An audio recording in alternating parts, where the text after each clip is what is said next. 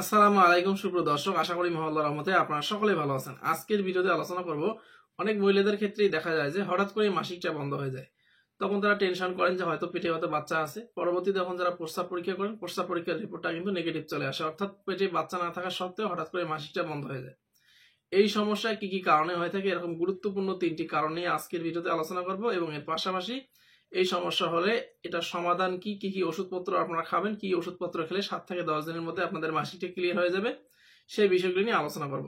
আজকের ভিডিওতে যে ওষুধগুলির কথা বলবো সেই ওষুধগুলি আপনারা স্ক্রিনে দেখতে পারবেন এবং এটা নিয়ে যদি আপনারা খেতে পারেন 7 থেকে 10 দিনের মধ্যে ইনশাআল্লাহ আপনাদের মাসিকটা কিন্তু একদমই ক্লিয়ার হয়ে যাবে এবং আপনাদের টেনশনটা একদমই ফ্রি হয়ে যাবে। প্রথমে কারণগুলি নিয়ে আলোচনা করি, এরপরে সেই ওষুধগুলি সম্পর্কে আপনাদেরকে বলবো এবং এটার খাওয়ার নিয়মটা আপনাদেরকে বলে দেবো। প্রথমে 1 নম্বর যে কারণটির কথা বলবো সেটি হচ্ছে রক্তাল্পতার সমস্যা থাকা। মহিলাদের শরীরে কিন্তু দেখা যায় যে বেশি পরিমাণে এই রক্তাল্পতার সমস্যা হয়ে থাকে, অর্থাৎ হিমোগ্লোবিনের পার্সেন্টেজ কম থাকে, তারা রক্তাল্পতার সমস্যায় ভুগে থাকেন, তাদের শরীরে রক্ত কম থাকে। মাসিক হওয়ার জন্য যে পর্যাপ্ত পরিমাণে শরীরে রক্তর প্রয়োজন, তার চেয়ে যখন এই রক্তটা কম থাকে তখন কিন্তু দেখা যায় যে পেটে বাচ্চা না থাকা সত্ত্বেও অনেক সময় মাসিকটা বন্ধ থাকে। এছাড়াও 2 নম্বরে যে কারণটির কথা বলবো সেটি হচ্ছে শরীরে যদি কিছু হরমোনাল ইমব্যালেন্স থাকে, অর্থাৎ মহিলাদের পিরিয়ড হওয়ার জন্য যে পরিমাণে শরীরে হরমোনের প্রয়োজন আছে সেটার চেয়ে যখন হরমোন কম থাকে তখনও কিন্তু এই দেখা যায় যে পেটে বাচ্চা নেই কিন্তু মাসিকটা হঠাৎ করেই বন্ধ হয়ে যায়। এছাড়াও অনেক মহিলাদের শরীর কিন্তু সম্পূর্ণভাবে দেখা যায় যে দুর্বল থাকে, অতিরিক্ত দুর্বল থাকে শরীরটা, প্রেশারটা খুব বেশি লো হয়ে থাকে, শরীরের ওজন অনেক বেশি কম হয়ে থাকে। সেক্ষেত্রেও কিন্তু এক কথায় শরীরে সঠিকভাবে চলার জন্য যে পরিমাণ ভিটামিন, মিনারেল, অ্যান্টিঅক্সিডেন্ট, সাপ্লিমেন্টের প্রয়োজন তার চেয়ে তখন শরীরে এটার ঘাটতি থাকে, শরীরে এই জিনিসগুলো কম থাকে, তখন কিন্তু দেখা যায় যে পেটে বাচ্চা না থাকা সত্ত্বেও হঠাৎ করেই মাসিকটা বন্ধ থাকে এবং এই মাসিকটা পরবর্তীতে হতে সময় লাগে। এটার সমাধান তাহলে আসলে আপনারা কিভাবে করবেন? এটার সমাধান হচ্ছে আপনাদের শরীরের ঘাটতিটা আগে পূরণ করতে হবে। যদি আপনাদের ভালো করে জিনিসটাকে লক্ষ্য করতে হবে আপনার শরীরে কি রক্ত কম আছে কিনা। যদি রক্ত কম থাকে তাহলে রক্ত চিকিৎসা করতে হবে। যদি হরমোন কম থাকে সেক্ষেত্রে হরমোনের চিকিৎসা করতে হবে এবং এর পাশাপাশি যদি আপনার শরীরটা এমনিতেই দুর্বল থাকে, খুব বেশি দুর্বল, সেক্ষেত্রে কিন্তু আপনাদের এই দুর্বলতা কাটিয়ে ওঠার জন্য কিছু ওষুধপত্র খেতে হবে। তো আমি এটার কম্বাইন ট্রিটমেন্টের কথা বলবো। হ্যাঁ, কম্বাইন ট্রিটমেন্ট বলতে এই 3টা সমস্যার কিছু ওষুধ কথা বলবো। এই ওষুধগুলো যদি আপনারা একসঙ্গে নিয়ে খেতে পারেন তাহলে আপনাদের যে কোনো সমস্যার কারণে এটা হয়ে থাকে এটা কিন্তু ঠিক হয়ে যাবে। প্রথমে যে বিষয়টি বলবো সেটি হচ্ছে আপনাদের প্রথম যে ওষুধটির কথা বলবো সেটি হচ্ছে হেম্পার এক্সটি ট্যাবলেট বা হেম্পার এক্সটি সিরাপ। এই হেম্পার এক্সটি ট্যাবলেট বা সিরাপের মধ্যে যে প্রিপারেশন দেওয়া থাকে সেটি হচ্ছে ফেরাজ অ্যাসকর্বেটের সঙ্গে ফলিক অ্যাসিড।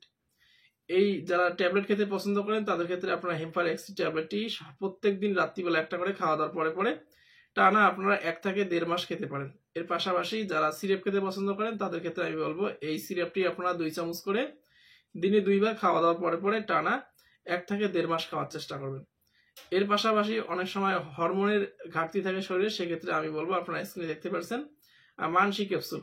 এই মানসি ক্যাপসুলটি আপনারা সকালে একটা, রাতে একটা করে খাওয়া দাওয়ার পরে পরে একটু উষ্ণ গরম জল দিয়ে টানা 7 দিন খাওয়ার চেষ্টা করবেন। সেক্ষেত্রে আপনাদের শরীরে যে হরমোনের ইমব্যালেন্স থাকে সেটা ঠিক হয়ে যাবে এবং আপনাদের মাসিকটা হয়ে যাবে। এর পাশাপাশি আরেকটি ওষুধ খেতে আমি বলবো, বিশেষ করে যাদের শরীরটা খুব বেশি পরিমাণে দুর্বলতা, অলসতা, ক্লান্তি থাকে, খুব শরীরের ওজন খুব বেশি কম হয়ে থাকে, প্রেশার লো হয়ে থাকে, সেক্ষেত্রে আপনাদের একটা ভিটামিন খেতে হবে। এই ক্ষেত্রে আমি অবশ্যই মাল্টিভিটামিন চুজ করব, কারণ স্পেসিফিক কোনো একটি ভিটামিন দিয়ে এক্ষেত্রে রোগীর শরীরে কিন্তু কাজ করে না। মাল্টিভিটামিনের মধ্যে প্রায় সব ধরনের ভিটামিন একসঙ্গে করে ককটেল বানিয়ে একটা ভিটামিন দেওয়া থাকে, এটা যদি খায় সেক্ষেত্রে কিন্তু সেই সব পেশেন্টের ক্ষেত্রে ভালো কাজ হতে দেখা যায়। এক্ষেত্রে আমি বলবো আপনারা স্ক্রিনে দেখতে পাচ্ছেন এ টু জেড সিরাপ বা এ টু জেড ক্যাপসুল। এই এ টু জেড সিরাপ বা এ টু জেড ক্যাপসুলের মধ্যে মাল্টিভিটামিন, মাল্টিমিনারেল, অ্যান্টিঅক্সিডেন্ট একসঙ্গে করে দেওয়া থাকে। যারা সিরাপ খেতে পছন্দ করেন তাদের ক্ষেত্রে আমি বলবো 2 চামচ করে দিনে 2 বার খাওয়া দাওয়ার পরে পরে আপনারা এটাকে 10 থেকে 15 দিন খেতে পারেন। এর পাশাপাশি এই ক্যাপসুলটি যারা খেতে পছন্দ করেন তারা প্রত্যেকদিন রাত্রিবেলা একটা করে খাওয়া দাওয়ার পরে পরে এই ক্যাপসুলটি টানা আপনারা 1 মাস খাওয়ার চেষ্টা করবেন। সেক্ষেত্রে আপনার শরীরে এই ঘাটতিগুলো পূর্ণ হয়ে যাবে। এর পাশাপাশি আরেকটি ওষুধের কথা বলবো, সেটি হচ্ছে আপনারা জেন্টেল ট্যাবলেট, আপনারা স্ক্রিনে দেখতে পাচ্ছেন, বা ব্রান্ডি ট্যাবলেট। এটার মধ্যে যে প্রিপারেশন দেওয়া থাকে সেটা হচ্ছে অ্যালবেন্ডাজল 400 মিলিগ্রাম। এই 2টি ট্যাবলেট যে কোনো একই ট্যাবলেট নিয়ে একদিন রাত্রিবেলা শোয়ার সময় খাওয়া দাওয়ার পরে পরে চিবিয়ে বা চুষে আপনারা এটাকে খাওয়ার চেষ্টা করবেন।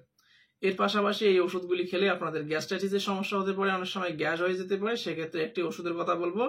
আপনারা স্ক্রিনে দেখতে পাচ্ছেন প্যান 40 ট্যাবলেট, যার মধ্যে দেওয়া থাকে প্যান্টোপ্রাজল 40 মিলিগ্রাম বা প্যান্টোসিড 40, যার মধ্যে দেওয়া থাকে প্যান্টোপ্রাজল 40 মিলিগ্রাম প্রিপারেশন। এটি কিন্তু আপনারা প্রিপারেশনটি মিলিয়ে অন্য কোনো কোম্পানির ওষুধও খেতে পারেন। এটা প্রত্যেকদিন সকালবেলা এবং রাত্রিবেলা একটা করে খাওয়ার আধ ঘন্টা আগে আগে টানা আপনারা যে কয়দিন ওই ওষুধগুলি খাবেন ঠিক সেই কয়দিন এটা খাওয়ার চেষ্টা করবেন। সেক্ষেত্রে আপনাদের গ্যাস্ট্রাইটিসের প্রবলেম হবে না, পাশাপাশি আপনাদের শরীরে কোনো রকম অস্বস্তি কাজ করবে না। এবং এটা যদি আপনারা সঠিকভাবে কন্টিনিউ করতে পারেন তাহলে কিন্তু এই ওষুধগুলি খাওয়ার 7 থেকে 10 দিন, অনেক সময় 15 দিনের মধ্যে কিন্তু আপনাদের পিরিয়ডটা হয়ে যাবে। কিন্তু আপনারা ওষুধগুলি একটু বেশি করে খাওয়ার চেষ্টা করবেন, সেক্ষেত্রে আপনাদের শরীরে যে ঘাটতি সেটা সম্পূর্ণভাবে ঠিক হয়ে যাবে।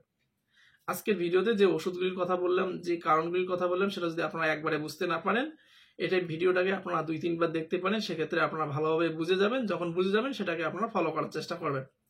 এই ভিডিওটি যদি ভালো লেগে থাকে ভিডিওতে অবশ্যই একটা লাইক করবেন, আপনাদের প্রিয়জনদের সঙ্গে সেই ভিডিওটি শেয়ার করতে পারেন, সেক্ষেত্রে তারা উপকৃত হবেন।